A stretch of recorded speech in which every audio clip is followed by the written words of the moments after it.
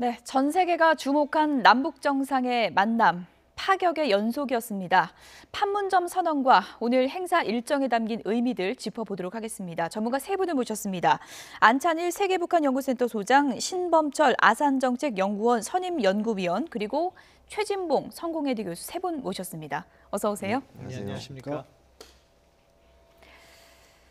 남북이 손을 잡고 분단선을 넘었습니다. 주제어 보시죠.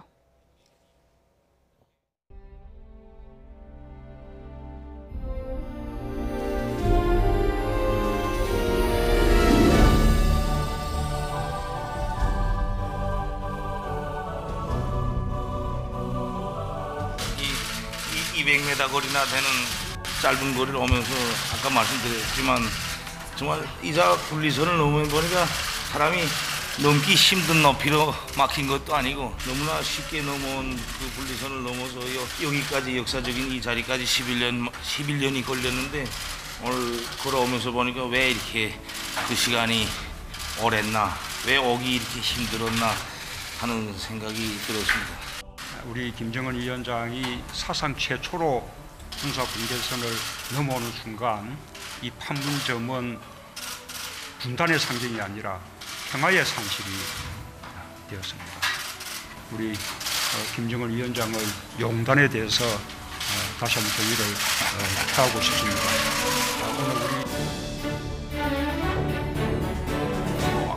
오기 전에 보니까 오늘 저녁에 만찬 음식 가지고 많이 이야기하던데 어렵사리 평양에서부터 평양냉면을 가져왔습니다. 가져왔는데 이 멀리 온 멀다고 말하면 안 되겠구나. 멀다고 말하면 안 되겠구나.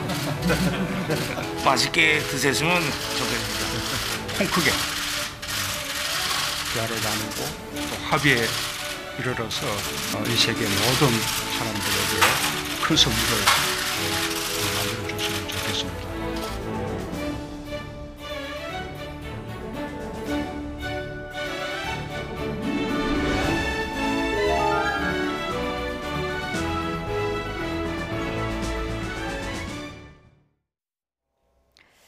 분단선을 넘기까지 오랜 시간이 걸렸습니다. 조금 전에 끝난 만찬 얘기부터 좀 해보도록 하겠습니다. 남북 정상이 건배사를 통해서 어떤 얘기를 했는지 함께 보시죠. 네, 문재인 대통령은 이런 얘기를 했습니다. 평화를 위한 새로운 출발. 김정은 위원장이 특별히 준비해온 평양냉면이 오늘 저녁에 의미를 더했다라고 얘기를 했고요. 김정은 위원장은 이렇게 얘기를 했습니다. 북과 남이 함께 모인 자리인데 이렇게 보니까 누가 북측 사람이고 남측 사람인지 분간도 할 수 없는 이런 감동적인 모습이다. 정말 꿈만 같고 반갑다라고 했고요. 오늘의 성과는 시작에 불과하다. 이런 얘기를 했습니다. 소장님, 만찬에서도 문재인 대통령이 평양냉면을 언급했는데 평양냉면이 어떻게 보면은 남북 화합의 메뉴가 됐다. 이렇게도 볼 수 있을 것 같아요. 그렇죠. 이 평양냉면이 지난번 우리 예술단 갔을 때도 상당히 인기를 끌었고 또 이번에도 아마 우리 문재인 대통령께서 이제 냉면 얘기를 하시니까 그 북쪽에서 이제 그 대통령한테 대접하려고 제면기를 직접 들고 와서 그 판문각 쪽에 북한군 식당이 있습니다. 거기서 아마 누른 거로 알고 있는데 그래서 이제 38선을 넘어왔죠. 김정은 위원장이 뒤를 따라서 이솔주 여사도 넘어오고 냉면도 넘어오고 뭔가 우리가 참 가족 같은 분위기라고 이제 얘기들 하시는데 저렇게 모이면 누가 적이 있습니까? 저희 다 가족이고 정말 더 기회만 된다면 거기에 참가하는 모든 분들이 다 부부 동반해서 참석했더라면 더 화기애애했을 것 같습니다.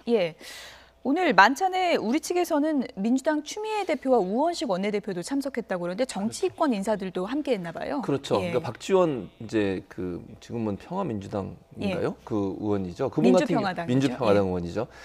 그분도 오셨고 그다음에 임동원 지난번 김대중 전 대통령 시절에 실무적인 임무를 했던 그런 분들도 오셨고요.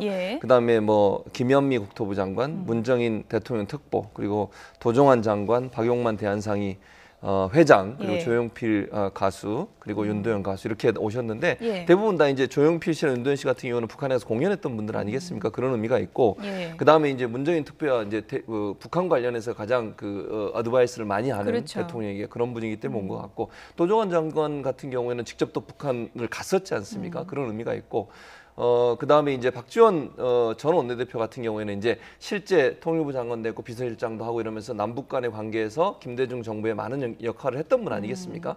그런 예전에 그런 역할을 했던 분들을 또 북한과의 관계 이런 부분을 고려해서 아마 초청한 게 아닌가 이런 생각이 들어서 아마 1, 2차 남북 정상회담에 관련된 분들을 아마 선발에 집어넣은 것 같고 예. 이번 이제 그 남북 간의 관계에서 많은 역할을 했던 분들을 초청해서 그 의미를 한 번 더 되새기고 또 저기에 오신 북측 인사들 중에도 많이 아는 분들이 있지 않겠어요? 예. 그런 아는 분들을 좀 초청해서 화기애애한 분위기를 만들기 위한 그런 시도가 아니었나 이런 예. 생각이 듭니다. 현성월 단장도 온 것으로 알려지고 있는데 아무래도 만찬 분위기가 더 화기애애했던 게 재회잖아요. 아무래도 평창올림픽 때도 만나고 또 이제 북측 만찬 때도 만나다 보니까 이것이 좀 더 대화가 더 편해지고 더 빨리 가까워질 수 있었던 계기가 아니었나 싶습니다. 예, 그렇습니다. 우리가 예술단 공연을 북측에 가서도 2번이나 했고 그렇죠. 그쪽에서 또 여러 번 이렇게 만남의 기회가 있었기 때문에 현성월 단장 오고 우리도 조용필 가수나 뭐 이런 분들 가셔서 그 분위기를 더 화기애애 하는데 예. 도움이 많이 된 것 같습니다. 예. 그리고 또 한 가지 이번 만찬이 중요했던 게 남북 정상이 이렇게 부부끼리 참석해서 만찬한 거 처음이잖아요. 그렇죠. 예. 과거에 무슨 김대중 대통령, 노무현 대통령은 북한에 가셨지만 우리 측에서는 다 부부 동반에 갔지만 북한 측에서는 김정일 위원장이 2번 다 혼자 나왔습니다. 예. 사실 2000년 6.15 그 정상회담 때는 부인 이제 김정은 지금 위원장의 어머니가 되겠습니다만 고영희 여사가 살아 있었는데 예. 못 나왔고 또 2007년엔 2004년에 돌아갔으니까 뭐 부득불 못 나왔는데 이번에는 정말 우리 젊은 김정은 위원장이 또 유명한 가수로 널리 알려진 이 미모의 그 이설주 여사를 저렇게 판문점 안에서 예. 같이 오다 보니까 훨씬 분위기가 또 아주 화기애애해졌습니다. 이설주 여사 참석 여부가 회담 분위기에 따라 달라질 것이다 이런 전망이 많았잖아요. 그렇죠. 오늘 참석이 전격 결정됐다는 거는 오전 회담 분위기가 그만큼 좋았다 이렇게 볼 수 있겠죠. 그렇게 볼 수 있죠. 예. 그리고 잘 아시는 것처럼 사실은 그 도보다리에서 두 분이 30분 이상을 그냥 예. 단독으로 얘기를 했지 않습니까? 거기서 많은 얘기가 오갔다고 저는 보여지고요.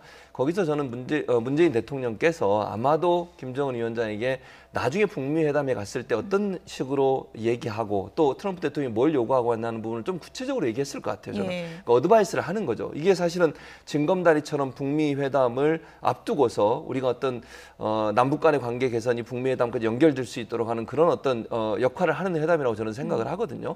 그래서 트럼프 대통령이 원하는 것이 무엇인지를 명확하게 얘기하고 김정은 위원장이 국제사회 제재를 풀기 위해서는 이런 부분이 필요하다 하는 부분을 정말 진지하게 얘기했을 것 같아요. 예. 그런 차원에서 본다고 하면 김정은 위원장이 마음을 더 열었을 것 같고 또 실제적으로 남북 간에는 거의 뭐 이견이 없다. 그러니까 한반도 비핵화 문제나 아니면 평화 정착이라 하는 부분에 있어서는 북한이든 남쪽이든 서로가 의견이 통한다고 하는 부분이 충분히 논의됐을 거라고 저는 보여지고 예. 그런 부분이 결국은 이설주 여사가 또 만찬에 참여할 수 있는 기회를 준 것 같고 우리 측이 사실은 많이 요청했던 것 같아요. 제가 예. 볼 때는 그걸 이제 북측에서 받아들여서 그런 모습을 보여주는 거 전 세계적으로 사실은 부부가 함께 모여서 만찬도 하고 또 북한 입장에서도 이번에 넘어오면서 정상 국가라는 모습을 좀 많이 전 세계에 알리는 기회가 됐지 않습니까? 예. 그런 차원에서 본다고 하면 지난번 중국 시진핑 주석을 만나러 갔을 때도 이설주 여사가 함께 갔었고 이번에 남북 정상회담에도 그런 모습으로 오게 된다면 북한도 하나의 국가로 우리가 인정하고 예. 서로 간의 체제를 인정하는 속에서 평화 정착이라고 하는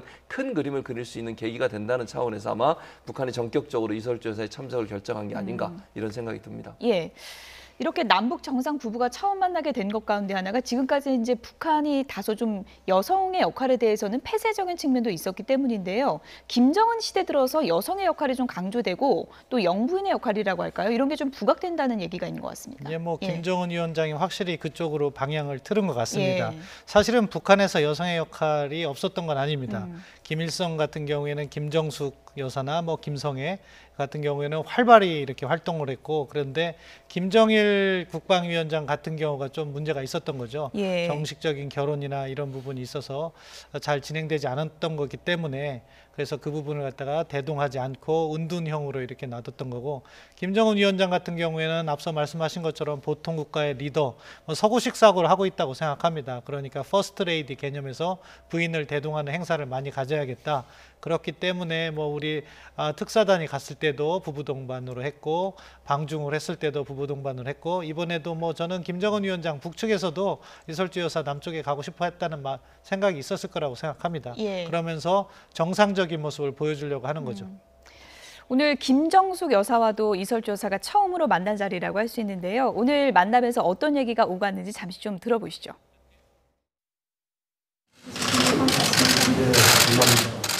누군가를 더 데려서 나오십니까? 인사했습니다. 진짜 깜짝 놀랐습니다. 우리는 오늘 하루 사이에 아주 친분을 많이 쌓았습니다. 오늘도 친구가 되었습니다. 네, 아침에 남편께서 회담 갔다 오셔서 윤 대통령님과 함께 진실하고 좋은 이야기도 많이 나누고 회담도 다 잘 됐다고 하셔서 정말 기뻤습니다. 이번에 평화의 길을 걸었는데 여사께서 작은 세계까지 이렇게 많은 가심을 달래주셨다는 얘기를 들었습니다.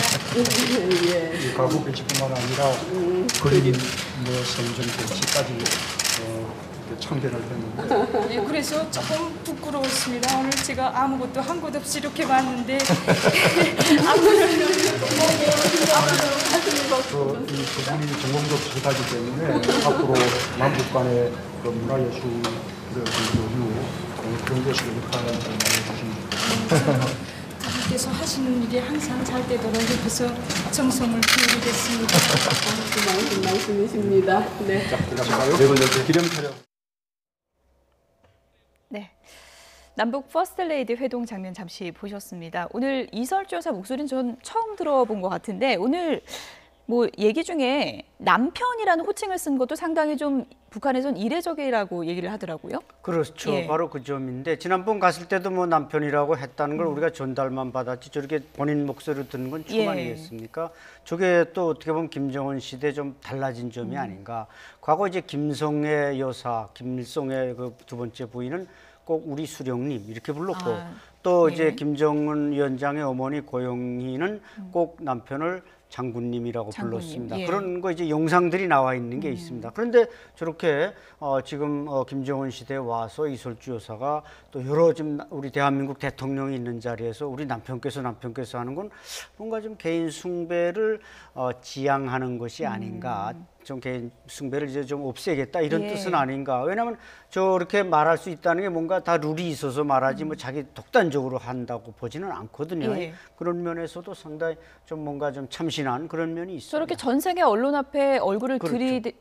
이렇게 내밀고 이런 것도 처음인 거잖아요. 그렇죠. 예. 좀 이렇게 내놓고 목소리 공개하고 이렇게 하는 게 처음이라는 데로부터 예. 뭔가 자한 김정은 위원장 또 그 이설주 여사 이게 북한에 뭔가 새로운 지도 집단이 뭔가 좀 변하려고 한다 이런 예. 아주 분위기를 많이 이번에 느꼈습니다. 뭐 남편께서라고 이제 표현을 하면서 오늘 오전에 회동이 상당히 분위기가 좋았다 이런 만족감을 얘기했다라는 이제 대화 내용도 공개를 했는데 그렇죠. 김정은 위원장이 그만큼 오늘 전반적인 그 회담의 분위기에 대해서 만족하고 있다 이런 걸 읽을 수 있겠죠. 그렇죠. 예. 그러니까 본인의 부인인 이설주 여사한테 그렇게 얘기했다고 예. 하면 뭐 부인한테 거짓말할 일은 없지 예. 않겠습니까? 뭐 특별히 둘 사이에 무슨 정치적 관계가 있는 건 예. 아니니까. 그런 차원으로 본다면 김정은 위원장 입장에서 이번 회담이 만족스러운 회담이라고 보는 것이죠. 예. 제가 볼 때는 아마 이런 것 같아요. 김정은 위원장 입장에서는 본인들이 비핵화를 했을 때 정말 그러니까 우리 문재인 대통령을 포함한 우리나라가 북한을 그러면 정말 도와주려는 마음을 갖고 있는지 하는 부분에 대한 확신이 필요했을 것 같아요. 그리고 한반도 비핵화에 대해서 남북 간에 정말 신뢰를 쌓는 기회가 된다고 저는 보거든요. 두 분이 사실은 TV로만 보거나 아니면 이렇게 보면 사실 오늘 우리가 많이 충격적으로 봤던 건 김정은 위원장의 행보잖아요. 그렇죠. 그 전에 TV나 아니면 이런 언론을 통해서 공개된 모습을 보면 대단히 호전적이고 대단히 뭐랄까요 공격적이고 이런 예. 이미지가 더 많았는데 폐쇄적인 이미지도 그랬었죠. 있었죠. 그런데 예. 오늘 모습 보면 상당히 개방적이고 서구적인 모습도 보이고 이런 모습을 보면서 많이 우리가 갖고 있는 기본적인 어떤 이미지 자체가 바뀐 걸 보면 두 분이 만나서도 그렇게 됐을 거라고 저는 생각을 해요. 예. 그러니까 처음에 갖고 있었던 서로가 서로를 만나기 전에는 몰랐던 여러 가지 모습들을 많이 발견하게 되면서 신뢰가 쌓였을 것이고 예. 두 분의 대화는 신뢰가 쌓이면 대화의 내용에 대한 신뢰감도 같이 올라가지 않겠습니까? 그런 차원에서 본다고 하면 김정은 위원장이 문재인 대통령을 만나서 진솔하게 얘기하고 오늘 시작하기 전에 모두반을 그런 얘기했잖아요. 진지하게란 말을 여러 번 썼어요. 그리고 열심히 하고 기대에 부응하는 그런 결과를 내겠습니다라는 말을 한 걸 보면 문재인 대통령을 만나서 그런 각오들이 더 강화됐다고 볼 수 있을 것 같고요. 서로 간의 이해도가 높아지고 신뢰도가 쌓아지면서 결국은 부인한테도 그렇게까지 얘기하는 즉 회담의 만족도를 상승시키는 효과를 가져왔지 않나 예. 이런 생각이 듭니다. 오늘 상당히 짧은 하루 동안 이뤄진 정상회담인데 마지막에 환송 행사 때 두 정상이 이렇게 손을 잡고 있는 모습도 상당히 좀 인상적이었는데 짧은 시간 안에 상당히 가까워졌다 이렇게 표현해도 되겠죠? 예, 뭐 사실 준비가 많이 되어온 과정이었고 문재인 대통령은 정부 출범 이후부터 지속해서 러브콜을 보냈던 거죠. 그렇지만 작년에는 북측이 계속해서 핵하고 미사일을 개발하느라고 관계가 개선되지 않았고 올해를 전환점으로 해가지고 평창올림픽을 전환점으로 해서 관계가 급진전되는데 아무튼 양측이 원하는 바를 얻었다고 생각합니다. 그렇기 때문에 서로 만족을 할 수 있었던 거고 그렇기 지금 때문에 저 장면이죠. 예, 그렇습니다. 남북 정상이 손을 이렇게 계속 잡고 이제 오늘 하루 동안의 그 사진을 갈무리하면서 이렇게 보고 있는 장면이 상당히 좀 인상적이었습니다. 상당히 친밀감을 표시하는 거죠. 의도적으로 그럴 수도 있고 정말 좋아서도 그럴 수 있다고 생각하는데 그 부분은 뭐 앞으로 계속해서 지켜봐야 될 부분이 있다고 생각합니다. 네.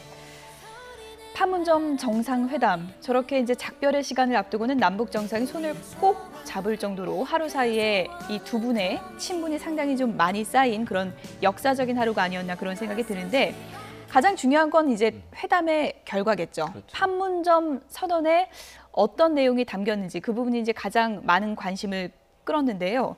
판문점 선언, 오늘 가장 중요한 키워드를 꼽자면 어떤 게 있을까요? 글쎄, 핵 문제, 비핵화 문제는 우리 모두가 바랐던 그런 어떤 기대치에 조금 못 미친 건 분명한 것 같습니다. 제가 볼 때는.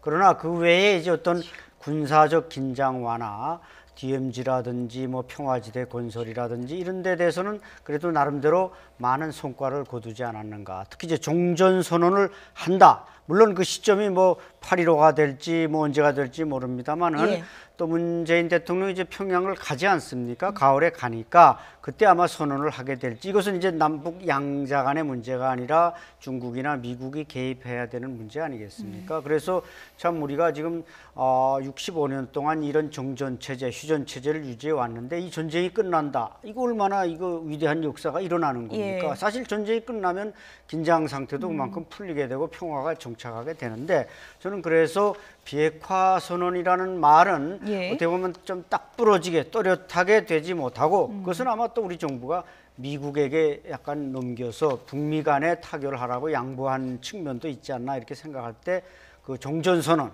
여기에 대해서 저는 상당히 좀 감동을 받았습니다. 종전선언이요.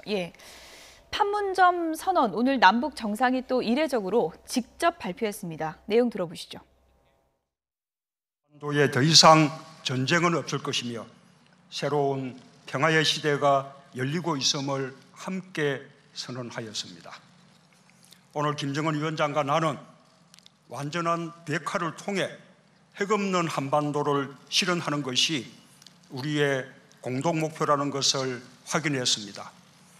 북측이 먼저 취한 핵 동결 조치들은 대단히 중대한 의미를 가지고 있습니다. 한반도의 완전한 비핵화를 위한 소중한 출발이 될 것입니다. 앞으로 완전한 비핵화를 위해 남과 북이 더욱 긴밀히 협력해 나갈 것을 분명히 밝힙니다.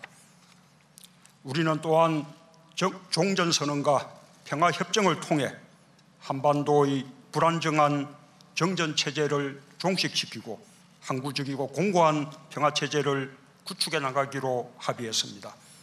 지금까지 정상회담 후 북측의 최고 지도자가 직접 세계의 언론 앞에 서서 공동 발표를 하는 것은 사상 처음인 것으로 압니다. 대담하고 용기 있는 결정을 내려준 김정은 위원장에게 박수를 보냅니다.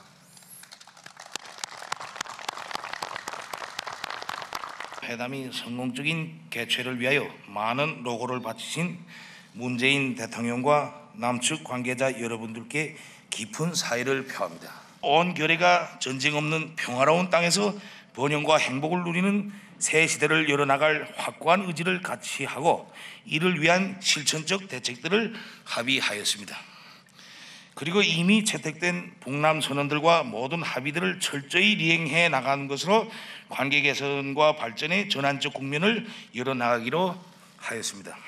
굳은 의지를 가지고 끝까지 밀고 나가면 닫혀있던 문도 활짝 열리게 됩니다. 북과 남이 이해와 믿음에 기초하여 민족의 대의를 먼저 생각하고 그의 모든 것을 지향시켜 나간다면 북남 관계는 더욱 가속화될 것이며 통일과 민족의 번영도 앞당겨 이룩할 수 있을 것입니다.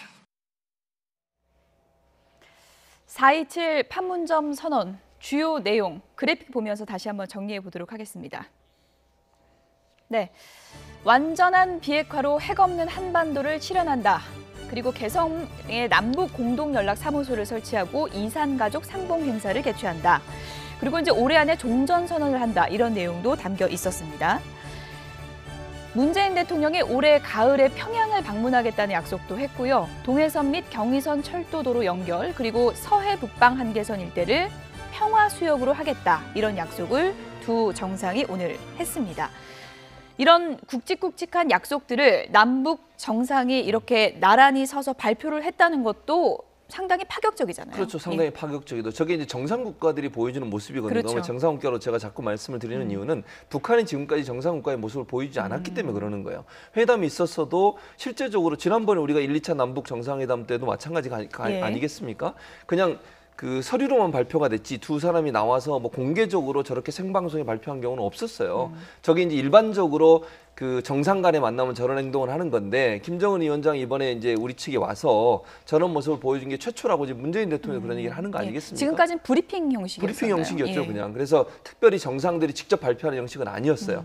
그런데 저런 모습을 보여준 것도 김정은 위원장 입장에서는 본인 소기의 목적이 있다고 저는 봐요. 김정은 위원장도 북한이라는 나라가 폐쇄적인 국가였고 지금까지 한 번도 국제사회에 정식 국가로서의 안정된 모습을 보여주는 것은 실패했거든요, 사실은. 그리고 이미지 자체가 호전적인 이미지가 남아있었는데 이번 회담을 통해서 김정은 위원장이 본인의 어떤 국가의 지도력도 세계 만방에 얘기했을 뿐만 아니라 정상 국가의 형태를 갖춰가고 있다는 점들을 명확하게 보여줬다는 점이 저는 북한이 얻어간 부분이라고 저는 생각을 하고 또 저렇게 두 사람이 모든 사람들, 전 세계 언론들이 집중하고 있는 상황에서 이렇게 발표를 했으니까 신뢰감이 더 크다고 봐요, 저는. 그냥 브리핑 형식으로 발표하는 것들, 물론 북한이 또 뒤집을 가능성도 전혀 없다고 보긴 힘들죠. 그러나 그렇죠. 예전보다는 훨씬 더 김정은 위원장이 직접 저기 나와서 저렇게 전 세계를 상대로 해서 얘기를 했는데 저걸 뒤집었을 때 그럼 이미지가 얼마나 큰 타격을 입겠습니까? 직접 얘기한 거니까요. 그렇죠. 그런 차원에서 본다고 하면 저렇게 직접 발표하는 것이 훨씬 신뢰도를 높이는 하나의 방법이 될 수도 있다. 이런 차원에서 이번에는 예전과 다른 그런 결과가 나올 가능성은 있다는 예측이 되어집니다. 신중한 입장에서는 또 이렇게도 볼 수 있습니다. 제일 중요한 게 이제 비핵화 얘기인데 완전한 비핵화의 선언만 있을 뿐 구체적인 실천 내용이 없지 않느냐 이런 비판도 있거든요. 예, 그렇죠. 협상에 있을 때는 말을 주고 행동을 얻으라는 원칙이 있습니다. 근데 지금 완전한 비핵화도 어떻게 돼 있냐면은 남과 북이 완전한 비핵화를 하는 데 있어 공동의 목표로 한다고 돼 있어요. 또 그것조차 실천이 아니고 그런 부분이 이제 저희가 아쉬운 부분이죠. 아마 우리는 완전한 그 말을 얻어내기 위해서 이것만 좀 이렇게 다른 부분을 양보했다고 생각하는데 일단 정상회담 합의문을 저도 뭐 외교부에 있을 때 만들어 봤거든요. 그러면 제일 중요한 걸 갖다가 어떻게 선정하냐? 우선순위를 먼저 선정합니다. 우선순위요. 제일 중요한 걸 앞에다 놓고 싶어 하고 우리가 받아내고 싶은 걸 앞에다 놓고 싶어 하죠. 그런데 이번에 정상회담 합의문을 보면은 첫 번째 1조가 남북관계, 2조가 군사적 신뢰 구축, 3조가 평화체제, 그리고 비핵화는 평화체제의 가장 마지막, 전체 12개 항의 제일 마지막으로 핵 문제가 이렇게 들어가 있으니까 그런 부분에 있어서 우리가 형식은 좀 양보를 했습니다. 행동의 측면에서도 좀 비핵화 부분에서 뭔가 얻어냈으면, 그러니까 저는 가장 잘 구성되어 있다는 것이 한반도 비핵화 공동선언이 제일 잘 돼 있는 것 같습니다. 그 1조를 보면요. 남과 북이라고 했어요. 공동으로 했고 남과 북은 핵무기를 어떻게 제조, 생산, 배치, 사용하지 않는다. 이렇게 행동으로 딱 규정을 해놓으니까 분명해요. 또는 9.19 공동성명의 내용을 보면은 그것은 북한이 핵 합의를 해주다 보니까 그러는데 주체가 북한이 됐어요. 북한은 핵무기와 핵 프로그램을 포기한다. 이렇게 돼 있어요. 이것도 분명해요. 그런데 그런 부분까지는 이번에 북한이 양보를 하지 않았던 것 같아요. 최 교수님께서 말씀하신 것처럼 미국과 이야기를 하려고 하는 그런 부분이 있는데 사실은 우리 쪽이 조금 더 끌어내면은 미국과는 그러한 그 비핵화 여부를 가지고 논의할 것이 아니라 핵 포기의 단계라든가 보생의 단계 이런 것 쪽으로 논의를 하면 훨씬 더 빠른 속도로 비핵화가 진행될 수 있는 아쉬움은 있지만 아무튼 뭐 첫 술에 배부를 수 없으니까 그런 부분은 좀 이해하는 감도 있습니다. 지금 지적해 주신 부분과 관련해서 남북 정상이 비핵화 관련해서 어떤 워딩을 썼는지 어떤 단어를 썼는지 비교를 좀 해봤습니다. 그러니까 문재인 대통령은 직접적으로 얘기를 했습니다. 완전한 비핵화 통해서 핵 없는 한반도를 실현하겠다 이렇게 했는데 김정은 위원장은요. 전쟁 없는 평화로운 땅 이렇게 다소 간접적인 표현을 했습니다. 그래서 이런 부분에 있어서는 좀 더 우리가 직접적인 표현으로 끌어내면 더 좋지 않았을까 하는 아쉬움은 좀 있는 것 같습니다. 그렇죠. 예. 뭐 핵 문제가 지금 당면한 문제고 또 이번 정상회담의 핵심 아젠다였지 않습니까? 그런데 이제 저렇게 조금 우리는 분명히 좀 했고 예. 북한은 약간 좀 비켜가고 애매모호한 표현을 쓴 건 사실입니다. 그러나 분명히 저 표현도 전쟁 없는 평화를 한다는 것도 핵무기가 없어야 된다는 데는 그게 일맥상통할 수가 있는 예. 것입니다. 그래서 뭐 물론 북한은 이제 중국 방문 이후에 단계적인 비핵화를 계속 주장하고 있기 때문에 우리가 단숨에 배가 부를 수는 없는 것입니다. 예. 단계적으로 가려면 결국 북한은 벌써 지난 노동당 7기 3차 전원회의에서 핵시설, 핵실험시설을 폐기한다는 걸 선언한 게 아마 1단계, 그게 글쎄 완벽한 모라토리움이냐 이렇게 우리가 예. 좀 의심은 갑니다만은 어쨌든 그런 걸 시작했다는 걸 엊그제 시작했으면 또 내일 뭔가 또 시작하고 이렇게 가겠습니다만은 그것은 아까 말씀드린 대로 북미 간의 정상회담 이후에 예. 그러니까 IAEA의 사찰이 진행되면서 북한이 어차피 비핵화의 길을 갈 수밖에 없기 때문에 우리가 아직도 북한에 대해서 의심의 눈초리를 가질 수밖에 없는 건 사실이죠. 아까 심 교수님 말씀대로 과거에 여러 번 속지 않았습니까? 그렇죠. 여러 번 속았기 때문에 예. 우리가 북한을 완전히 신뢰할 수는 없지만 지금 김정은 위원장의 태도를 보면은 예. 일단 신뢰하고 믿고 검증하는 이런 단계로 가야 된다고 봅니다. 예. 또 한 가지가 개성공단이나 금강산 얘기가 있지 않을까라는 예측도 있었는데 그 얘기는 없는 것 같아요. 없죠. 왜냐하면 미국이 그 문제를 상당히 민감하게 받아들이지 않습니까? 그러니까 국제사회가 지금 대북 제재를 하고 있는 상황이에요. 그런데 금강산 관광 재개나 아니면 개성공단을 다시 열게 되면 이 국제사회의 대북 제재에 균열이 생기는 거 아니겠어요? 그런 부분을 트럼프 대통령이 상당히 경계하고 있거든요. 그래서 두 사람이 만나서 그런 얘기까지 나누게 되면은 결국 북미 회담까지 가는데 상당히 걸림돌이 될 수 있습니다. 예. 그래서 일단은 비핵화 문제를 뒤에라도 집어넣어서 비핵화에 대한 선언적인 어떤 결정을 하고 그리고 북미 회담 가서 저는 충분히 이 부분에 대해서 더 많은 논의를 할 거라고 보여져요. 왜냐하면 김정은 위원장은 분명히 알고 있을 겁니다. 트럼프 대통령이 뭐라고 얘기했습니까? 확실하고 분명한 비핵화에 대한 얘기가 없으면 언제든지 회담장 박차고 나오겠다고 얘기를 했어요. 예. 김정은 위원장이 그 부분에 대한 준비를 안 하고 갈 일은 없거든요. 그리고 이제 우리나라 입장에서는 어쨌든 북미 간의 어떤 회담이 잘 돼야 한반도의 평화 정착이 이루어질 수 있습니다. 예. 물론 지금 남북 간의 협의를 해서 이렇게 어느 정도 결정을 내렸지만 이것이 현실화되기 위해서는 미국의 도움이 반드시 필요한 상황이거든요. 예. 그런데 미국은 어떤 형태로든 북한의 변화 없이는 대북 제재를 풀 수 없다는 게 미국의 입장이에요. 그걸 우리가 어떤 형태든 균형을 가게 만드는 것 자체가 사실은 전체적인 큰 그림에서 봐서 완전한 비핵화와 한반도 평화 정착에 여러 가지 부정적 요소로 작용할 가능성이 있어요. 그래서 제가 볼 때는 두 분이 만나서 얘기했을 때는 그런 얘기가 오갔을 가능성이 있어요. 미래에 우리가 이렇게 될 수도 있다. 김정은 위원장이 이 정도까지 양보하면 우리가 이 정도까지 할 수 있을 것이고 예. 미국도 이 부분에서 어느 정도까지 개방을 할 수 있을 거라고 이제 문 대통령이 제안했을 것이고 그래서 최대한 미국에 협조하는 쪽으로 의견을 좀 내달라라고 설득했을 가능성이 있다고 예. 봐요. 그래서 미국의 어떤 도움이나 아니면 미국의 어떤 합의랄까요? 이런 부분이 없다고 한반도의 평화 정착은 사실 어려운 부분이 있어요. 그래서 제가 볼 때는 이번에 이제 경제 문제를 전혀 다루지 않고 얘기하지 않았던 것은 개인적으로 얘기했을지라도 합의문에 넣는 순간 국제사회로부터 여러 가지 오해를 불러일으킬 수 있는 요소가 있기 때문에 예. 아마 이번에는 빠진 것으로 생각이 됩니다. 일단 북한의 실천이 우선돼야 그렇죠. 되는 게 중요한 문제가 될 테니까요. 그런데 앞선 두 차례 남북 정상회담에서도 선언이 나오긴 했었죠. 어떤 선언이었는지 다시 한번 좀 기억을 더듬어 보면 지난 2000년 1차 남북정상회담에서 6.15 남북공동선언, 그리고 2차 남북정상회담에서 14선언이 나왔고요. 그리고 이번에 4.27 판문점 선언이 나왔습니다. 이렇게 해서 남북정상회담이 세 차례 열리게 됐고 이번에 이제 세 번째 남북정상이 손을 맞잡고 선언을 발표하게 됐는데 이번 판문점 선언이 앞선 두 차례 선언과 비교해 보면 어떤 점에서 의미가 있는 걸까요? 아무래도 14선언의 업그레이드 버전이라고 업그레이드 생각합니다. 버전이요. 예. 왜냐하면 6.15 공동선언 같은 경우에는 워낙 처음이다 보니까 서로 심도 있게 논의도 못했고 사전에 그러한 조율을 못했다고 합니다. 그래서 4개항에 간단한 내용만 담겼어요. 예. 그런데 이제 14선언 같은 경우에는 노무현 대통령이 또 변호사고 그래서 아주 조항을 아주 세부적으로 해서 8개 조항인데 내용은 사실 뭐 이번 선언보다도 훨씬 많습니다. 그래서 남북 간의 교류 협력이라든가 군사적 신뢰 구축 여러 내용을 다 담고 있어요. 예. 이번 같은 경우에는 그 14선언을 업그레이드하면서 약간 단순화를 시켰는데 몇 가지 부분에서 진전이 있습니다. 그것이 이제 첫 번째가 남북 공동사무소를 설치하는 거죠. 그런 내용은 사실 전에는 담지 못했는데 이번에는 확실히 하자. 그래서 개성에다 설치한다. 이렇게 합의를 했던 게 의미가 있는 것이고요. 그 밖에도 이산가족을 날짜를 박아서 했습니다. 그렇기 때문에 8.15에 이산가족이 만나는 거고요.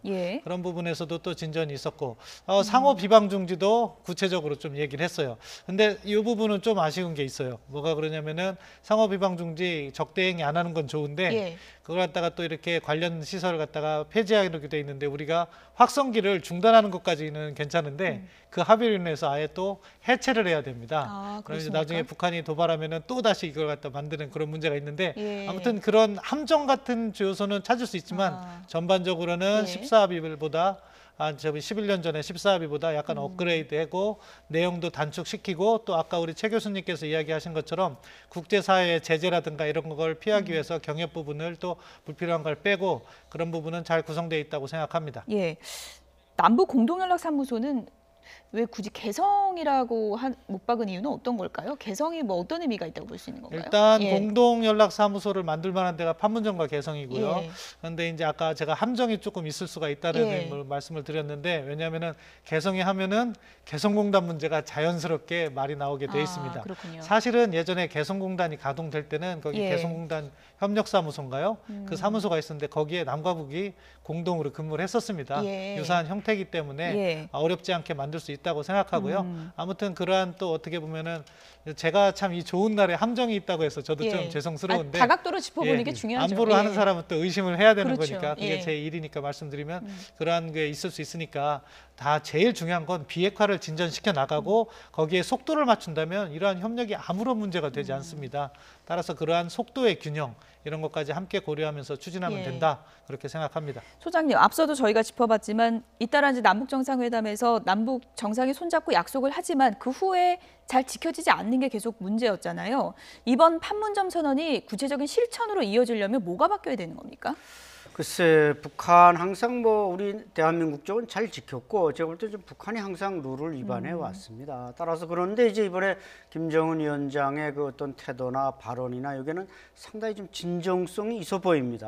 그리고 또 뭔가 과거에 김정일 위원장은 뭔가 하고 싶어도 군인들이 자꾸 이게 뒷다리를 잡아서 이제 좀 실패한 경우가 있는데 이번에는 뭐 김정은 위원장이 아주 군인들을 이렇게 데리고 나왔다가도 뭐 이명수 총참모장, 박영식 무력상 저녁 먹지 말고 올라가. 그러니까 이제 올라가 버린 거 아닙니까? 혹시 뭐 농담이지만 또 평양 가서 주무셔 졸지 말고 이렇게 얘기했는지는 모르겠습니다만은 저렇게 이제 김정은 위원장의 어떤 리더십이 확립돼 있고 결단이 있고 또 제가 볼 때는 김정은 위원장 옆에서 이제 그림자처럼 수행하는 김여정의 또 영향력이 상당히 커집니다. 그리고 지금 저기 화면에 나옵니다만 금방 사라졌는데 조용원 노동당 조직지도부 부부장이 이번에 내려왔습니다. 근데 지금 카메라들이 그 조용원이 내려오는 걸 놓치고 있는데 이 조용원이 지금 당 내부에서는 상당한 실력자입니다. 그렇습니까? 김정은 위원장이 저런 사람들을 데리고 왔다는 것은 실력자들을 데리고 왔다는 것은 뭔가 남북 합의를 잘 이행하겠다 이런 결연한 의지를 보여주는 거기 때문에 저는 오늘 김정은 위원장이 약간 그 정제되지 않은 평안도 사투리를 쓰지만 그 말 속에서 상당히 진정성을 느꼈습니다. 진정성을 느꼈다고 하셨는데 개인적으로 문재인 대통령에게 이런 약속도 했다고 이제 후일담에 전해지는 게 그 김정은 위원장이 내가 새벽잠 설치지 않게 해드리겠다. 그러니까 이제 문재인 대통령이 나 발 뻗고 자겠다 이렇게 이제 답변을 했다고 하는데 이런 것도 하나의 좀 의지를 보여줬다고 할 수 있겠죠. 그렇죠. 그러니까 더 이상 뭐 핵 개발이나 아니면 미사일 발사 안 하겠다는 거 아니겠습니까? 그게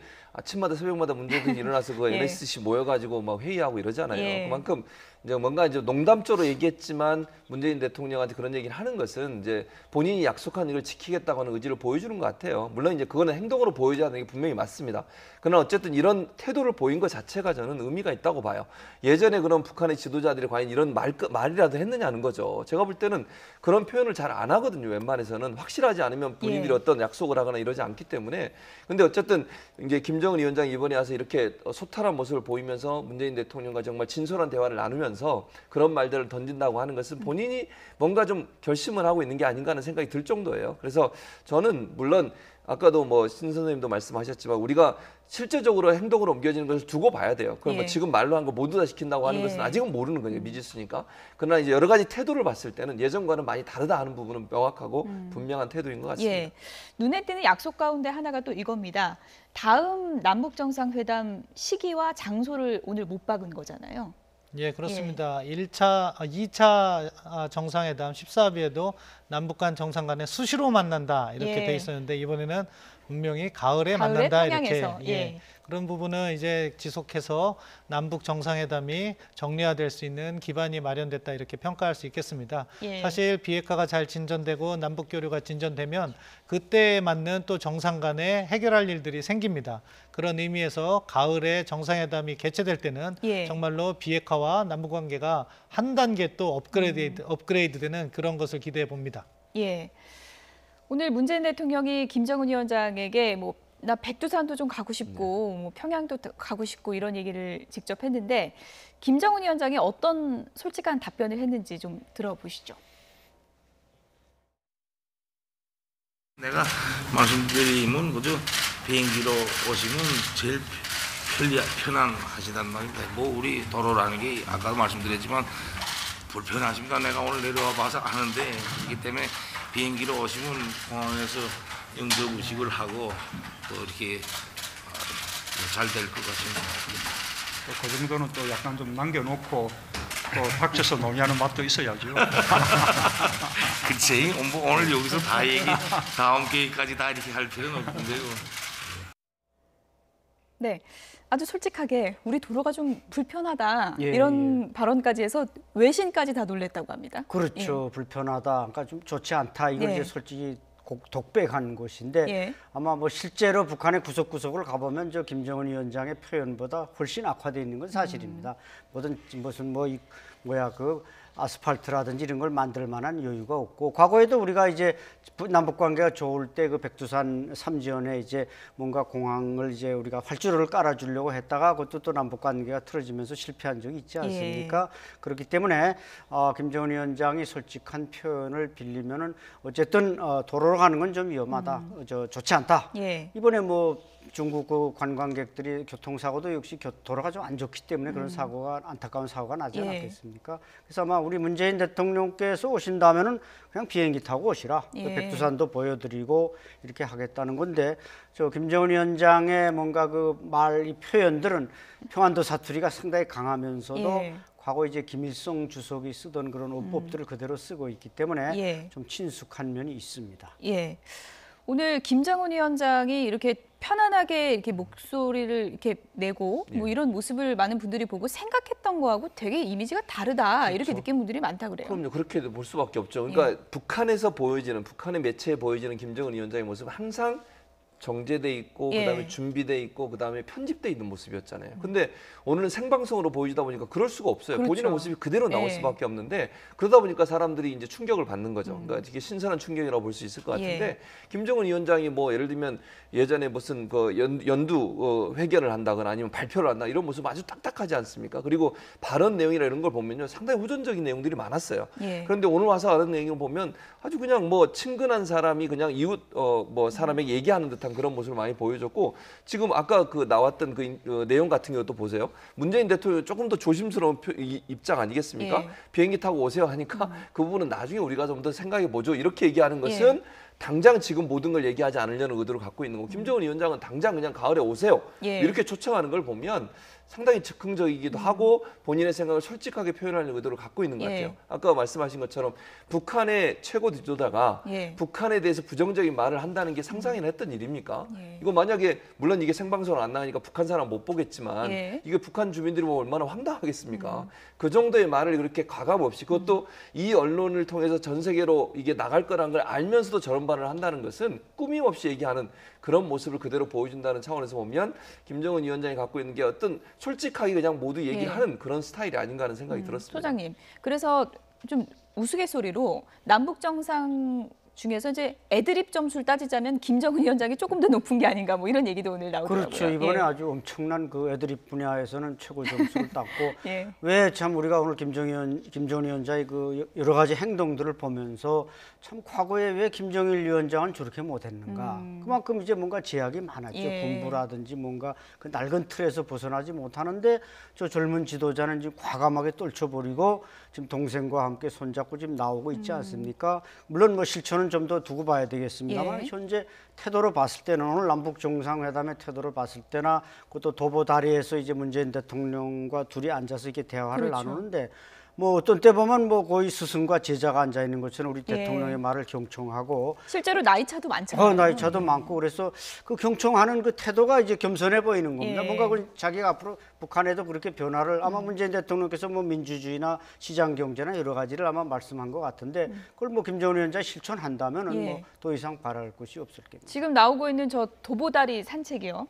수행원이 없이 이루어졌고 이게 남북 정상 단둘이 만나서 이렇게 대화를 나눴기 때문에 저기서 가장 중요한 얘기가 나올 것이다. 이런 예상도 많았는데 어떤 얘기가 나왔을 걸 예측을 좀 해볼 수 있을까요? 뭐 처음 분위기에서는 설명을 했을 겁니다. 예. 이게 어떻게 해서 만들어졌고 이게 뭐 의미가 무엇이고 하지만 그 과정에서 뭐 우리 대통령께서 뭐 비핵화라든가 이런 부분에 있어서 속에 있는 말씀을 하셨을 수 있다. 예. 이번이야말로 정말 기회니까 한번 잘 해봅시다. 이런 얘기를 했을 수도 있고 거기에 대해서 김정은 위원장도 자기의 입장을 이야기했을 수도 있다고 생각합니다. 예. 결국에는 이렇게 정상회담을 하면은 공식적인 자리보단 사적인 자리. 그래서 뭐 외교에 있어서 만찬이라는 것이 참 큰 역할을 한다고 하는데 예. 저런 더더욱 사적인 자리를 만드는 것은 서로를 이해하는데 좋은 기회가 된다고 생각합니다. 예. 아주 잘 짜여진 기획이라고 생각합니다. 뭐 청와대에서 이제 나중에 전한 얘기로는 김정은 위원장이 이런 얘기도 했다고 합니다.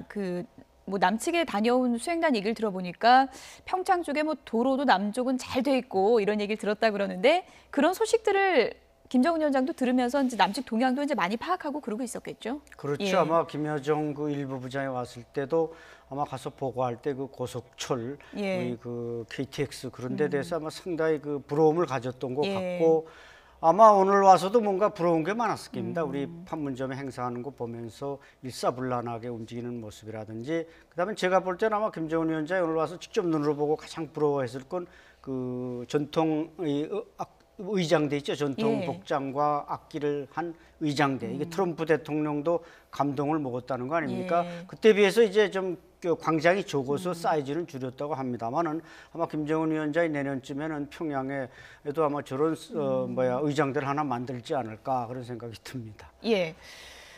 아무래도 오늘 두 정상이 만나서 허심탄회한 대화를 이제 많이 나눴을 거고 오늘 또 도보다리 위에서는 좀 사적인 대화까지 많이 나눴을 걸로 보이는데요. 두 정상 간에 오늘 나눈 얘기 중에 이제 우리가 예측만 해볼 수 있는데 가장 좀 중요한 대화라고 할까요? 어떤 걸 얘기할 수 있을까요? 아무래도 저는 예. 비핵화라고 비핵화 봐요. 얘기요? 그게 가장 예. 중요한 대화일 수밖에 없고요. 물론 합의문에는 그게 제일 밑에 와 있지만 예. 제가 볼 때는 두 사람이 만나서 가장 중요하게 얘기한 부분이 그 얘기일 겁니다. 북미 대화 얘기도 좀 했겠죠. 그렇죠. 예. 그 얘기죠. 예. 그 얘기가 결국 비핵화와 연관되는 예. 거죠. 북미 대화가 비핵화가 중점 아니겠습니까? 트럼프 대통령 오로지 그 생각밖에 없는 거예요. 김정은 위원장 만나서 핵 포기해라.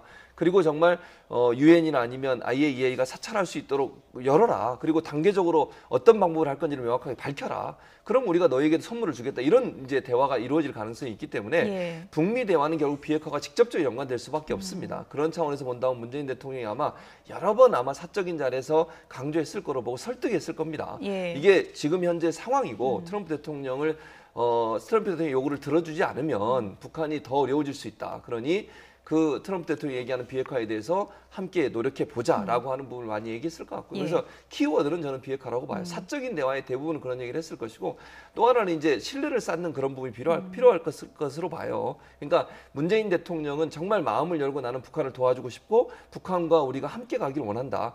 그리고 우리는 북한의 체제를 인정하려고 한다. 이런 부분들을 명확하게 김정은에게 심어줘야 돼요. 왜냐하면 예. 김정은이 핵을 개발하는 가장 중요한 이유가 뭐겠습니까? 체제 안정 아니겠습니까? 예. 그래서 체제를 인정해주고 각각의 독립된 나라로서 인정해주는 부분 그런 부분들이 가장 중요하게 얘기가 됐지 않았나 이런 생각이 듭니다. 네, 신범철 위원님. 오늘 남북 정상회담을 누구보다 눈여겨본 분이 바로 트럼프 미국 대통령이 아닐까 싶은데 트위터에는 상당히 좀 긍정적인 반응을 올렸다고 하던데요. 오늘 결과에 만족을 할까요? 어떻게 보십니까? 예, 뭐 트럼프 대통령 입장에서는 만족할 거라고 생각합니다. 예. 저는 이 남북 정상회담 합의문 중에 북핵 부분은요. 정말로 고민을 해서 만든 거구나 하는 게 느껴졌습니다. 왜 그런가요? 왜냐하면은 예. 북한이 전략적으로 손실을 보거나 이행할 것은 없습니다. 그렇지만 비핵화란 말을 계속해서 이어감으로써 북미 대화의 모멘텀만큼은 계속해서 가져가는 그런 아주 정교한 합의문이라고 생각하거든요. 예. 트럼프 대통령 입장에서는 어떻게 비핵화 대화를 계속해서 해 나가려는 의지가 있구나. 그런 김정은 위원장을 만나서 자기가 설득을 추가적으로 해서 핵을 포기시키고 자기는 국내적인 성공을 얻어야겠다 하는 생각을 할 겁니다. 다만 트럼프 대통령은 이 과정에서 아직 미국과 북한의 차이점이라고 생각하는데 제재 해제 시점을 다르게 가져가는 것 같아요. 북한 같은 경우에는 자기들이 이런 조치를 할 테니까 제재를 좀 이런 시기에 해제해달라고 하는 거고 트럼프 대통령은 그거를 갖다가 비핵화 이행 조치를 다 확인한 다음에 하려고 하는 것 같은데 그래서 트럼프 대통령이 긍정적으로 평가한 다음에 마지막에 시간이 해결해 줄 것이다. 이렇게 또 뒤에다가 끄트머리를 달았더라고요. 그 부분이 트럼프 대통령의 진심이 아닐까 생각합니다. 예, 북미 회담 가서는 트럼프 미국 대통령이 바라고 있는 그 핵 폐기에 대한 구체적인 내용이 나올 수 있다고 보십니까? 그 회담이 된다는 것은 어느 정도 성공을 한다는 거고요. 아예 뭐 성과가 없을 거면은 회담이 안 열릴 예. 가능성이 높고요. 회담을 한다면은 서로가 이렇게 어떻게 하면 협상의 존이 있는 거죠. 북한으로서는 북한의 이익을 최대치라고 하면은 ICBM만 포기하고 뭐 단거리 미사일 정도는 보유하는 것 기간을 좀 길게 가져가는 비핵화를 하고 싶어 할 테고요. 트럼프 대통령은 가능하면 한 번에 완전한 비핵화를 약속해내면은 최대의 성과라고 할 겁니다. 이제 그것을 갖다가 서로 조율해 나가는 과정인데 아무튼 뭐 우리가 기간이나 조건을 어떻게 설정할지 몰라도 ICBM뿐만 아니라 단중거리 미사일, 핵 미사일 그리고 핵 프로그램 전체를 완전히 폐기할 수 있는 그런 협상이 될 수 있도록 우리도 철저한 한미 공조 그리고 북한에 대한 설득 그리고 북한에 대한 체제 보장 예. 이것이 함께 나가야죠. 한 가지만 제가 말씀을 드리면 예. 폼페이오 국무장관 이제 인준이 끝났으니까요. 예. 미국 국무장관이 북한을 방문했지 않습니까? 예, 얼마 전에 갔죠. 그렇죠. 예. 거기서 일정 부분 저는 대화가 있었을 걸로 봐요. 물론 예. 완벽하게 어떤 형태로 할 거냐는 얘기가 없었겠지만 일단 북한의 의중을 폼페이오 국무장관이 보고 왔을 것이고 그걸 트럼프 대통령이 전달했을 가능성이 있거든요. 그러니까 예. 트럼프 대통령이 이렇게 긍정적인 메시지를 자꾸 던지고 회담에 대한 기대감을 높이는 것은 폼페이오가 갔다 와서 어떤 형태로든 북한의 의중을 전달했을 것이고 그것이 트럼프 대통령한테 협상을 통해서 뭔가 해결할 수 있는 가능성이 있다는 판단을 했을 가능성이 있다. 그래서 아마 북미 간의 대화도 계속 회담도 계속 희망을 가지고 보고 있다라고 하는 발언이 나오는 게 아닌가 하는 생각이 들면 예. 일정 부분은 어느 정도 해결의 실마리는 있다. 그게 뭐 어떻게 해결이 될지는 두고 봐야 되겠지만 미국이나 북한 입장에서는 어떤 북미 대화를 통해서 뭔가 해결하려는 의지는 갖고 있다는 점은 분명히 보입니다. 네. 지금 저희가 이제 미국 반응을 얘기를 좀 해봤는데 이번에는 좀 미국 쪽을 연결해서 현지 반응을 좀 들어보겠습니다. 트럼프 미국 대통령이 남북 정상이 발표한 판문점 선언과 관련해서 한국 전쟁이 끝날 것이다. 이렇게 글을 쓰고 환영한다는 입장을 밝혔습니다. 뉴욕타임스를 비롯해서 미국 언론들도 남북이 연내 추진하기로 한 종전선언의 의미와 전망을 자세하게 소개했습니다. 뉴욕 연결해서 내용 들어보겠습니다. 김영수 파원. 네, 뉴욕입니다. 네, 트럼프 미국 대통령도 공개적으로 지지 입장을 밝혔군요. 네, 그렇습니다. 도널드 트럼프 미국 대통령은 조금 전 트위터에 굵은 글씨로 한국 전쟁이 끝날 것이다 라면서 회담 결과에 대해 매우 만족스러운 반응을 나타냈습니다. 트럼프 대통령은 그러면서 미국과 모든 위대한 미국인들은 한국에서 일어나고 있는 상황을 매우 자랑스러워해야 한다고 밝혔는데요. 남북이 연내 종전을 선언하고 정전협정을 평화협정으로 전환해 나간다는 구상을 공개적으로 지지하면서도 동시에 미국이 큰 역할을 했다는 것을 강조한 것으로 보입니다.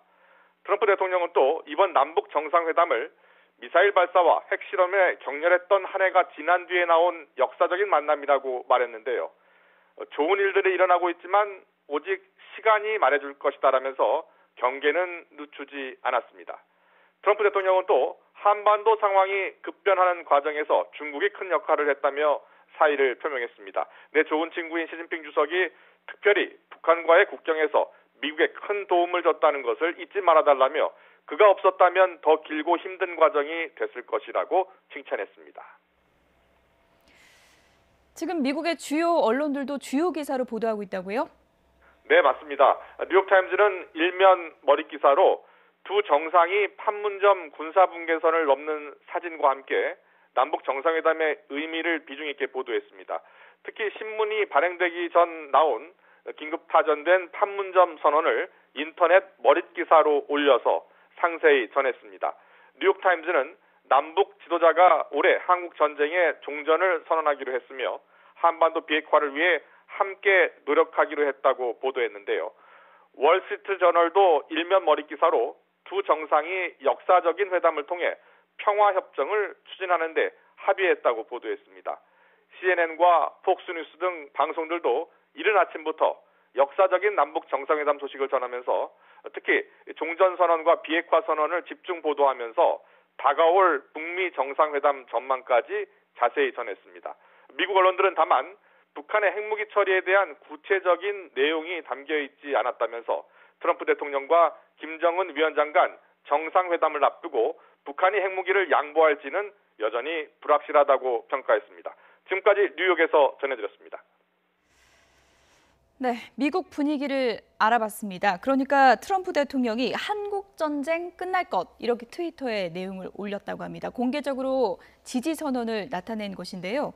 트럼프 미국 대통령이 과거에는 막말 논란이 많았는데 요즘엔 참 칭찬을 많이 합니다. 오늘은 또 내 좋은 친구 시진핑 주석이 특별히 미국에 큰 도움을 줬다. 이렇게 또 얘기를 했다 그래요? 예, 그거 트럼프 대통령이 요즘 하는 말을 보면 자기의 저서인 협상의 법칙, 아트 오브 더 딜에 있는 내용을 그대로 실천하는 것 같습니다. 어떤 내용입니까? 그러니까 어떻게 보면 협상을 이어가기 위해서는 협상 파트너를 계속해서 협상장으로 끌어들여야 된다, 유인을 해야 된다 하는 건데요.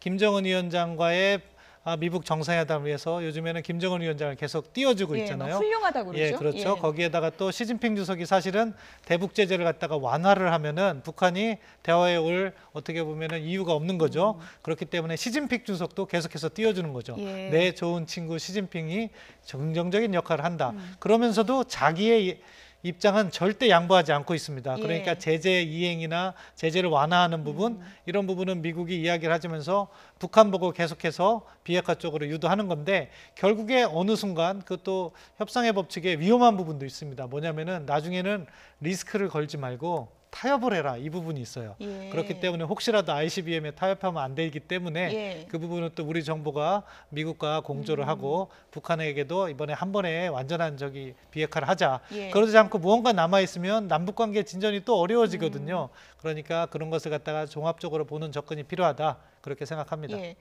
트럼프 미국 대통령의 협상의 전략이 이번에도 통할지 좀 기다려 보도록 하겠습니다. 이번 판문점 정상회담에 역사에 남을 명장면이 참 많았습니다. 저희가 몇 가지만 모아봤습니다. 네, 판문점 사진첩 몇 장 사진을 좀 소개해드리겠습니다.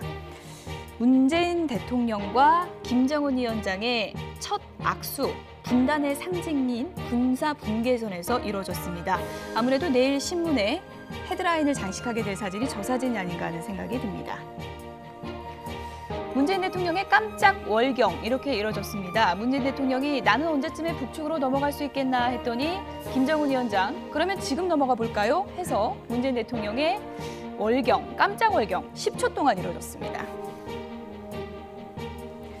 네, 문재인 대통령과 김정은 위원장 완전한 비핵화 서명 후에 이렇게 포옹을 했습니다. 일부 언론에서는 이른바 브로맨스다 이런 단어까지 썼더라고요.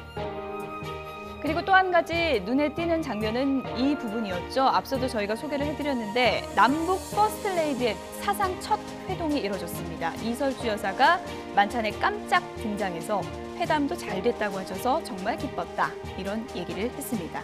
최 교수님, 오늘 제가 사진첩을 몇 장 소개해드렸는데 가장 기억에 남을, 역사에 남을 사진 어떤 사진이라고 저는 보십니까? 아무래도 아까 말씀하신 것처럼 내일 이제 조간에 정말 첫 장면을 장식할 두 분이 역사적으로 만나서 악수하는 장면이라는 생각이 들어요. 그러니까 저는 그걸 보면서 그 한편으로 뭉클하다는 생각이 들었어요. 저렇게 김정은 위원장도 그 얘기했지만 이렇게 쉽게 만날 수 있는데 사실은 10년이라는 기간 동안을 그렇게 만나지 못했던 것도 그랬고 또 두 분이 만나서 그런 모습을 보여주니까 우리가 뭔가 평화에 대한 한반도 평화에 대한 희망이 생기잖아요. 국민들 입장에서는 또 이산가족들한테는 얼마나 큰 희망이 생기겠습니까? 8.15 이산가족 상봉도 하고 서신 교환도 할 수 있도록 하고 또 고향 방문까지도 추진하겠다고 얘기를 하는 걸 보면서 저는 국민들한테 큰 희망을 주는 또 큰 기쁨을 주는 큰 선물을 주는 그런 한 장의 장면이었다. 저 한 장의 장면이 주는 그 메시지 자체는 한반도의 변화가 시작되고 있다는 어떤 모멘텀을 제공했다고 저는 보기 때문에 그 사진 한 장이 주는 의미는 그냥 두 사람의 악수의 의미가 아니라 남과 북이 뭔가 새로운 한반도의 평화에 대한 발전을 위한 시발점이 됐다라고 하는 점, 그 점이 저는 아주 인상 깊게 남았고 그래서 의미 있는 사진이라는 생각이 들었습니다. 저는 개인적으로 두 정상이 포옹하는 장면이 인상적이었습니다. 김정은 위원장 딱딱한 모습만 보다가 이렇게 포옹하는 스킨십까지 하는 장면이 상당히 좀 일종의 좀 충격적이기도 했었어요. 그렇죠. 저는 처음에 악수할 때 좀 포옹할 줄 알았는데 그때는 좀 아껴놨다가 지금 합의를 보니까 이제 포옹을 해서 상당히 그 모양새가 좋았는데 어쨌든 제가 볼 때는 뭐 트럼프 대통령이 트윗에다가 이제 그 한국 전쟁은 뭐 끝날 것이다 이렇게 예측을 했는데 우리 문재인 대통령과 김정은 위원장의 만남으로 어떻게 보면 저 두 분이 결심에 따라서 한국 전쟁을 끝낼 수 있는 것입니다. 과거 뭐 집권자들은 이제 뭔가 그 자꾸 집권에만 전념하고 그러다 보니까 그 기회를 다 놓쳐버렸는데 문재인 대통령이 뭔가 김정은 위원장에게 신뢰를 줬고 신뢰를 주니까 김정은 위원장이 저렇게 판문점에 MDL을 넘어서 올 수 있었던 거 아닙니까? 그런 면에서 잠깐 두 분이 지금 뭔가 21세기 뭔가 최고의 이벤트를 만들어낼 수 있는 그 기회를 붙잡은 겁니다. 두 분이 포옹한 그 장면도 인상적이지만 이번에 평화의 집 곳곳에 배치된 미술 작품도 그 의미를 더한 것 같습니다. 그러니까요. 처음에 1층에는 북한산이었거든요. 그게 이제 우리나라 산 중에 또 의미 있는 산 하나 아니겠습니까? 그래서 그건 환영의 의미였어요. 우리나라에 오신 거, 남쪽에 오신 것을 환영한다는 의미로 북한산 그림을 거기 걸어놨고 이제 회담장 2층에는 금강산이었죠. 금강산을 걸어놔서 사실은 이제 북한의 명산이고 또 뭐 금강산이라고 하면 북한뿐만 아니라 우리 한반도에서 가장 아름다운 산 아니겠습니까? 또 우리나라 국민들도 가고 싶어하는 곳이고 가보고 싶어하는 곳이고 그런 차원에서 본다고 하면 아주 조화롭게 잘 그림을 배치를 한 것 같아요. 그리고 또 하나는 그 병풍을 만들어놨는데 그 사진 작가 김중만 씨인가요? 그 사진 작가의 그 작품을 거기에 만들어놨는데 거기에 기역, 미음 두 가지 글씨가 있었지 않습니까? 글씨는 아니죠. 그 기역은 김정은의 기역, 그 다음에 문은 문재인 대통령의 문. 이 두 가지의 의미를 거기다 함께 포함시켜놨어요. 그래서 두 정상이 만나는 것을 의미적으로 포함시켜놓은 병풍도 뒤에 배치를 해서 아주 꼼꼼하게 아까 뭐 김정수 여사가 거기에 관여를 하셨다고 하는데 어쨌든 손님을 맞는 입장에서 그 오신 손님이 뭔가 의미를 찾을 수 있는 그런 아주 사소한 부분까지도 신경을 썼다는 부분 이런 부분들은 사실 김정은 위원장한테 감동을 줄 수 있는 그런 요소가 됐다고 생각이 됩니다. 오늘 외신들이 앞다퉈서 기사를 썼던 부분 중에 하나는 바로 문재인 대통령이 북측 땅을 10초 동안 밟는 그 순간이었는데요. 다시 한번 보시죠.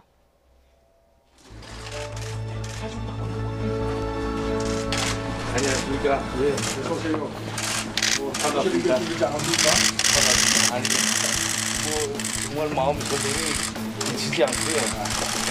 이 역사적인 장소에서 만나니까 또 대통령께서 이렇게 분리선까지 나와서 맞이해 주셔서 정말 감동됐습니다.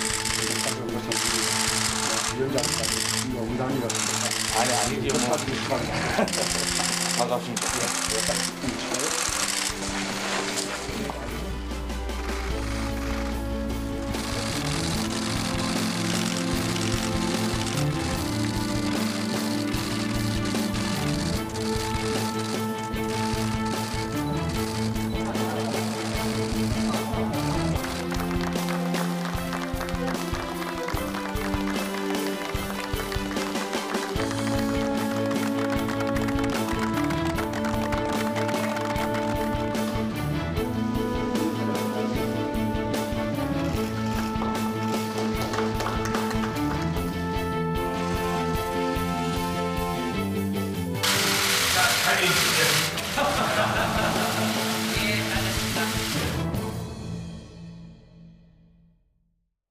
네, 잘 연출됐습니까? 상당히 좀 중압감이 느껴질 자리에서 저런 너스레를 떨 수 있는 성격이라는 걸 알게 됐습니다. 네, 상당히 유머가 고단수인데 뭐 평양에 간 우리 그저 예술단한테 와서는 뭐 김정은 위원장한테 보고 드리겠습니다. 이런 또 고차원적인 유머를 해가지고 어떤 이제 어린 사람들은 그 말이 무슨 말인지 이제 못 알아듣는데 알고 보면 이제 자기가 김정은 위원장인데 예. 김정은 위원장한테 보고 드리겠습니까? 예. 보고 드리겠습니다. 본인이 하니까 이제 이게 상당히 그 센스 있는 사람들이 들을 때는 대단한 유머가 되는 것입니다. 북한식이지만 그래서 어쨌든 이자 김정은 위원장이 연출한 여러 가지 우리 대통령과 함께 연출한 장면들은 역사의 길이 남을 장면들입니다. 네, 심범철 위원님. 아무래도 뭐 북중 정상회담 하긴 했지만 공개적인 외교 무대는 뭐 데뷔전이라고 할 수 있는데 김정은의 외교 스타일을 많은 분들이 분석하지 않겠습니까? 어떤 스타일이라고 보십니까? 뭐 잘 준비된 스타일이라고 볼 수 있겠습니다. 예. 행동 하나하나 사실은 화면이 다 따라잡진 못했지만 문재인 대통령과의 악수도요. 우리 지역에서 할 때는 1대1 악수를 하지만 북측 예. 지역으로 넘어갔을 때는 자기 손을 문재인 대통령 위에 덮었습니다. 아, 내가 그렇군요. 위라는 거죠. 그리고 예리하십니다. 말도 예. 사실 호탕하게 하면서 자기의 어떻게 보면은 권력을 상징하는 것일 수도 있고 또 다른 한편은 지도자로서의 인간적인 면도 보여주고 그런 부분은 미리미리 잘 준비되어 있는 지도자라고 생각하고요. 예. 다만 뭐 조금 거침없이 하다 보니까 사실은 우리 언론이 캐치하지 못한 또 문제점도 있습니다.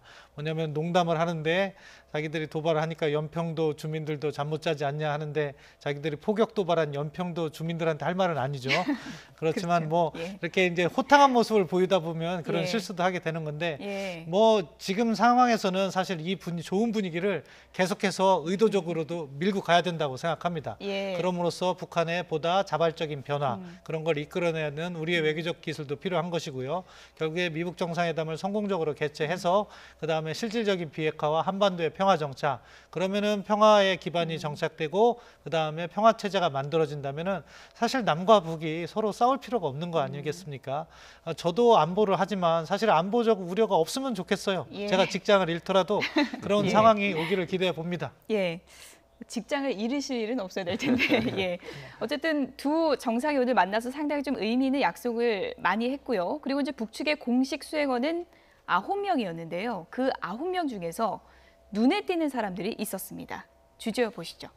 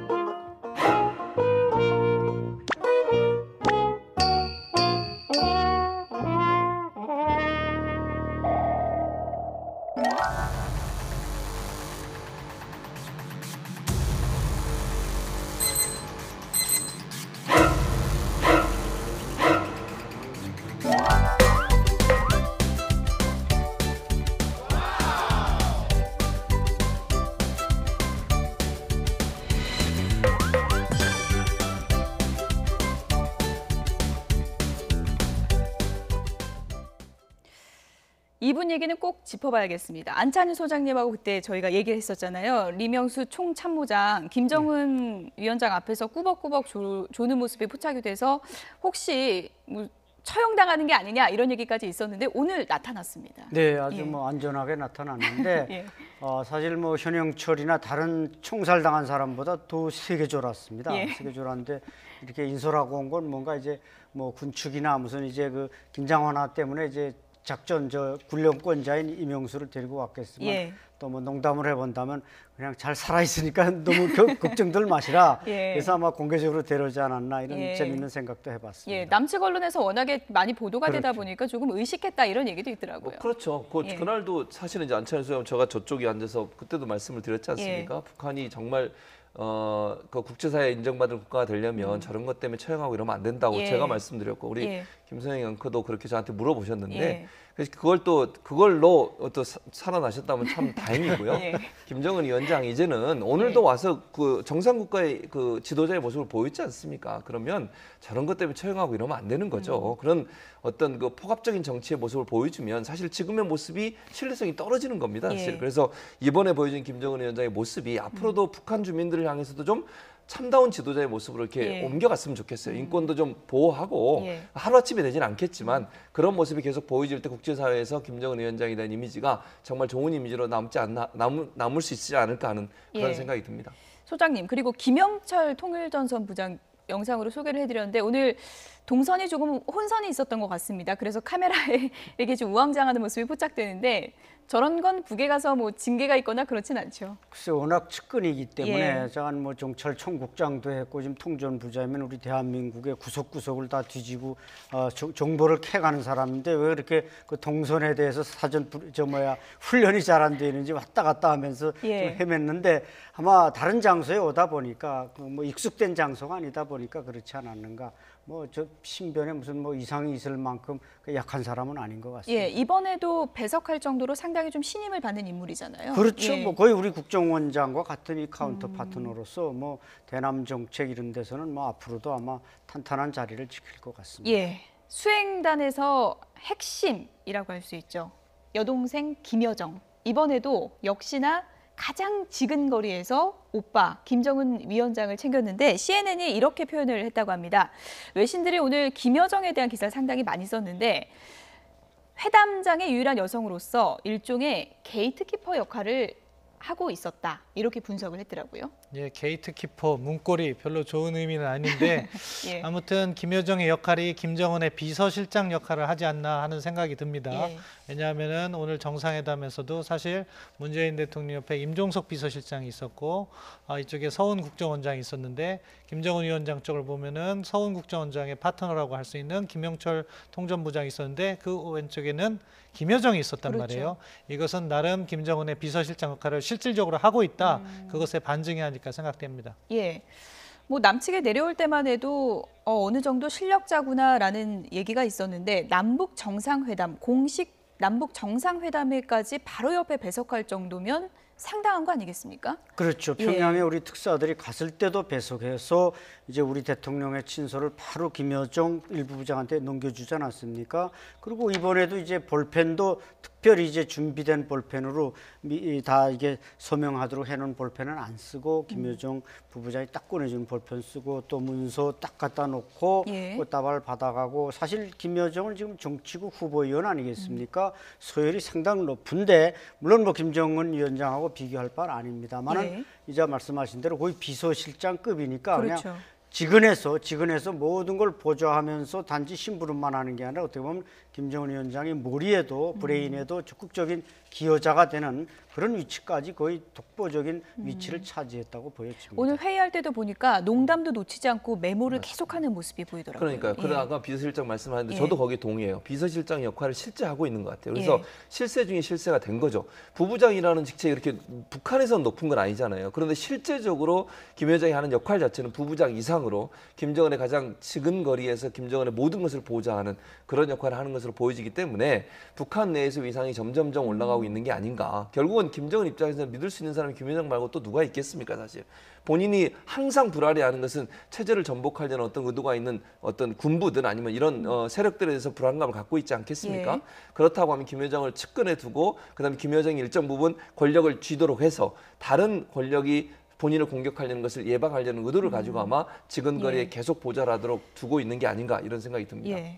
오늘이 뭐 하루아침에 평화가 오는 건 아니고 이제 평화로 가기 위한 시작점이라고 할 수 있고요. 그리고 오늘 뭐 얘기가 나왔지만 다자회담으로 앞으로 가야 되고 뭐 갈 길이 멀지 않습니까? 우리 정부가 오늘 그 선언을 시작점으로 해서 어떤 전략을 짜야 되는 걸까요? 뭐 한반도의 지속 가능한 평화 그리고 정부가 구상하고 있는 평화 체제 갈 길이 멉니다. 지금 뭐 첫 출발이라고 하고 이번 구호조차도 평화 새로운 시작인데 일단 남북 간의 진전이 있으면은 그것을 갖다가 이제 미북 대화로 잘 연결을 시켜야죠. 거기서 비핵화 문제가 풀면은 비핵화와 평화체제 협상이 같이 가는데 우리 정부는 종전선언을 먼저 하고 평화협정을 만들고 그 과정에서 평화체제라는 것은 평화협정을 하나가 있고 실질적인 평화 조치가 이루어져서 진정한 평화가 찾아온 그러한 상태를 말하는 겁니다. 그러니까 비핵화 진전을 이루면 종전선언을 하고 종전선언과 함께 평화협정 협상을 하고 그 과정에서 지금 남과 북이 합의한 여러 가지 군사적 신뢰구축 조치를 실현해 나가면서 평화체제를 만드는 그런 과정이 있습니다. 예. 뭐 비핵화가 짧으면 2년 만에 올 수 있다 얘기하는데 이러한 평화체제도 거기에 맞추면 빠르면 2년 안에도 만들어질 수 있다고 생각하고 그런 부분에 있어서 양쪽의 비핵화와 평화체제를 열심히 달리게 해야죠. 예, 제가 이제 궁금한 거는 이것도 중요한 부분인데 비핵화가 상당히 오랜 기간에 걸쳐서 이루어지는 거지 하루아침에 이루어지는 게 아니지 않습니까? 그렇다면 우리가 이제 남북 간에 약속한 그런 여러 가지 부분들을 함께 이행해야 될까요? 아니면 비핵화에 어느 정도 좀 가시적인 게 나타났을 때부터 시작하는 게 맞는 걸까요? 사실은 비핵화가 가시적으로 나타난 이후에 할 수 있는 게 더 많습니다. 왜냐하면은 경제 협력을 하려고 해도 현재 유엔 대북 제재로 인해서 경제 협력을 할 수가 없습니다. 철도를 지어준다거나 금강산 관광을 한다거나 개성공단도 유엔 대북 제재가 살아있으면 못합니다. 근데 제재는 언제 풀어준다고 미국이 계속해서 얘기하냐면 비핵화에 실질적인 진전이 있을 때 풀어주겠다고 합니다. 그럼 그것이 이루어진 이후에야 가능한 거거든요. 그것이 아니면 우리가 제재를 위반하는 게 돼서 우리가 또 징계를 받을 수 있습니다. 군사적 신뢰 구축 조치는 그것이 이거는 어떻게 보면은 비핵화하고는 무관하게 우리가 속도를 낼 수가 있습니다. 근데 다만 그 문제점은 불가역성이라는 거죠. 자칫하면은 어떻게 확성기 해제했는데 비핵화가 안 되면 확성기 다시 가동하기도 어려운 상황이 되는 거고 그런 여러 가지 복잡한 문제가 있기 때문에 비핵화와 맞춰가는 게 중요하다. 다만 그런 과정에서 준비회담, 그러니까 5월 달에 군사당국장 회담 하지 않습니까? 그런 것을 통해서 전체 로드맵 같은 건 미리미리 그리면서 북한을 6월 달에 있을 5월 말에 있을지도 모르겠지만 미북 정상회담에 보다 긍정적으로 유인하는 그런 복합적인 전략을 우리 정부도 구사해야 된다. 그렇게 생각합니다. 예. 오늘 남북 정상에 만나서 판문점 선언을 했고요. 이것이 평화의 시작점이다. 이렇게 얘기를 했습니다. 성공적인 북미 정상회담으로 이어지고 궁극적으로는 한반도 비핵화로 이어지기를 기대해 보도록 하겠습니다.